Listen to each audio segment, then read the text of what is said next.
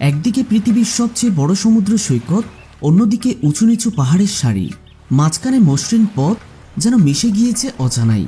এই পথ ধরে চলতে চলতে কখনো সমুদ্রের লোনা বাতাসের ঝাপটা ছুঁয়ে যাবে আপনাকে, কখনো সবুজ পাহাড়ের সতেজতায় ভরে উঠবে মন।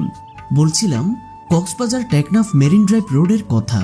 কক্সবাজারে গিয়ে যদি বিশ্বের দীর্ঘতম মেরিন ড্রাইভ রোড না ঘুরে আসেন, তাহলে জীবনের 16 আনায় অসম্পূর্ণ থেকে যায়। বর্তমানে এটি পৃথিবীর দীর্ঘতম মেরিন ড্রাইভ রোড। এক পাশে সবুজ পাহাড়, অন্য পাশে নীল সমুদ্র, মাঝে এঁকে বেঁকে বয়ে গিয়েছে দীর্ঘ পিচঢালা মসৃণ পথ। কক্সবাজার থেকে টেকনাফ সীমান্ত হয়ে সাবরাং 0 পয়েন্ট পর্যন্ত বিস্তৃত পাহাড় আর সমুদ্রের মিথালি স্বপ্নীল মেরিন ড্রাইভ। যে পথ দিয়ে চলায় সমুদ্রের ঢেউয়ের গর্জনের হুঙ্কার, মনে অদ্ভুত অনাবিল আনন্দের শিহরণ জাগে। লং ড্রাইভে এই স্বপ্নীল মেরিন ড্রাইভ অনেকটা নিরাপদ। পাহাড় ও সমুদ্রে ঘেঁষা এই মেরিন ড্রাইভটিকে আরও বেশি পর্যটক বান্ধব করে গড়ে যাচ্ছে সরকার। অভাবনীয় সৌন্দর্যে ভরপুর এই মেরিন ড্রাইভে প্রতিদিন হাজার হাজার পর্যটক আসা যাওয়া করছে। মেরিন ড্রাইভ দিয়ে যেতে যেতে বিস্তৃত সাগরের সব সৌন্দর্য এবং জেলেদের সাগরে মাছ ধরার দৃশ্য অবলোকন অন্যরকম অভিজ্ঞতা, যেখানে দেখা মিলবে পাহাড়ের ঘা বেয়ে ঝর্ণা, হিমেল বাড়ি দ্বারা গড়িয়ে পড়ার দৃশ্য। চলার পথে উঁচু সবুজ পাহাড়গুলোকে দেখে মনে হবে আপনার দিকে তাকিয়ে রয়েছে। সেই সঙ্গে টেকনাফ গর্জন ফরেস্ট খ্যাত চিরহরিৎ বন, পাশে রেজুকাল আর সমুদ্রের মিলনস্থলের এক পাশে সারি সারি সুপারি গাছ, অন্য পাশে ঝাউবীতি। সন্ধ্যার রূপটা অন্যরকম, বদলে যায় সাগরের রূপ। সাগর তীরে মেরিন ড্রাইভের নিরাপদ জায়গায় বসে ভরা পূর্ণিমায় রূপালী চাঁদের সৌন্দর্য উপভোগ করার সুবর্ণ সুযোগ রয়েছে ভ্রমণ পিপাসুদের।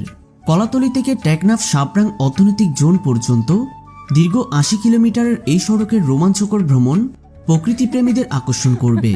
সড়কের সাগরের পাশে দেখা যাবে সাগরলতা ফুল, নুড়ি পাথর, শামুক, ঝিনুক, আর সড়কের পাহাড় ভিউতে দেখা যাবে নারিকেল গাছ, সুপারি গাছ, শিমুল গাছ, পলাশ গাছ, বনজ গাছপালা ও বিভিন্ন লতাপাতা। সেই সঙ্গে জেলেদের মাছ শিকার, সূর্যাস্ত অবলোকন, লোনা বাতাসের ঝাপটা গায়ে লেগে কখনো বা শিউরে ওঠা।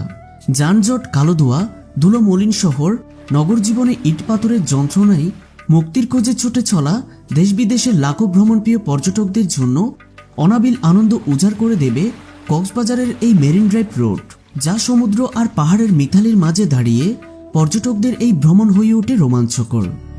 মেরিন ড্রাইভ সড়ক নির্মাণের পরিকল্পনা করা হয় 1989 সালে। 1993 সালে এর নির্মাণ কাজ শুরু হয়। মাঝে বেশ কয়েকবার সড়কের নির্মাণ কাজ বন্ধ হয়ে আবারও শুরু হয়। 3টি ধাপে এই সড়ক নির্মাণ করা হয়। প্রথম ধাপে কক্সবাজারের কলাতলি থেকে ইনানি পর্যন্ত 24 কিলোমিটার পর্যন্ত হয়। দ্বিতীয় ধাপে শিলখালী থেকে টেকনাফ সদর পর্যন্ত 24 কিলোমিটার। শেষ ধাপে শিলখালী থেকে টেকনাফের সাবরাং পর্যন্ত 32 কিলোমিটার সড়ক তৈরি করা হয়। 2017 সালে এর নির্মাণ কাজ সম্পূর্ণ শেষ হয়। এতে মোট খরচ হয় প্রায় 456 কোটি টাকা। বাংলাদেশ সড়ক ও জনপথ বিভাগের অধীনে এটির নির্মাণ কাজ পরিচালনা করে বাংলাদেশ সেনাবাহিনীর 16 engineer construction battalion. Marine drive রোডে কিভাবে যাবেন? মেরিন ড্রাইভ রোডে ভ্রমণ করতে হলে আপনাকে কক্সবাজার আসতেই হবে। ঢাকা থেকে কক্সবাজারে বিভিন্ন উপায়ে আসা যায়। ঢাকা থেকে সৌদিয়া, অ্যাসালম Mercedes Benz, Green Line, Hanif enterprise, Shyamoli Paribahan, Sohag পরিবহন, অ্যাসালম পরিবহন, মডার্ন লাইন ইত্যাদি বাস প্রতিদিন কক্সবাজারের উদ্দেশ্যে ছেড়ে যায়। শ্রেণীভেদে বাসগুলোর প্রতি সিটের ভাড়া 1000 টাকা থেকে 2500 টাকা পর্যন্ত হয়ে থাকে। ঢাকা থেকে ট্রেনে কক্সবাজারে ভ্রমণ করতে চাইলে কমলাপুর কিংবা বিমানবন্দর রেল স্টেশন হতে সর্বনিম্ন ভাড়া নন এসিতে জনপ্রতি 188 টাকা এবং সর্বোচ্চ ভাড়া কেবিনে 1725 টাকায় খুব সহজে যেতে পারবেন। এছাড়া বাংলাদেশ বিমান, নভো এয়ার, ইউএস বাংলা এবং রিজেন্ট এয়ারওয়েজের বেশ কিছু বিমান ঢাকা থেকে সরাসরি কক্সবাজার ফ্লাইট পরিচালনা করে থাকে।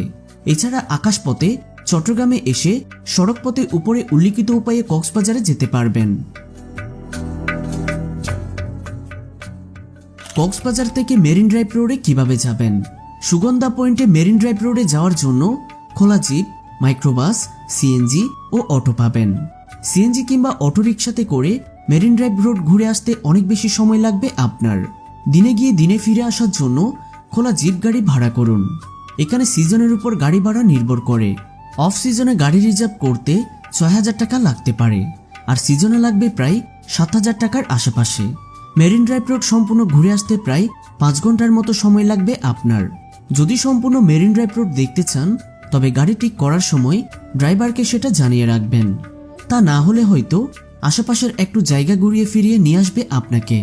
অথবা আপনার হাতে যদি অল্প সময় থাকে তাহলে হিমচুড়ি কিংবা ইনানি বিচ পর্যন্ত গিয়ে ফিরে আসতে পারেন। সেই ক্ষেত্রে অটোরিকশা বা ইজি বাইক অথবা সিএনজি রিজার্ভ করেও নিতে পারেন। কোথায় থাকবেন? কক্সবাজারে এখন প্রচুর হোটেল, মোটেল এবং কটেজ আছে।